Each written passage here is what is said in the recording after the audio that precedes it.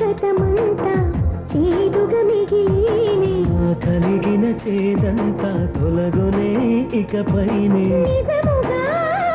చేది జరుగునా నిజమే నిజమే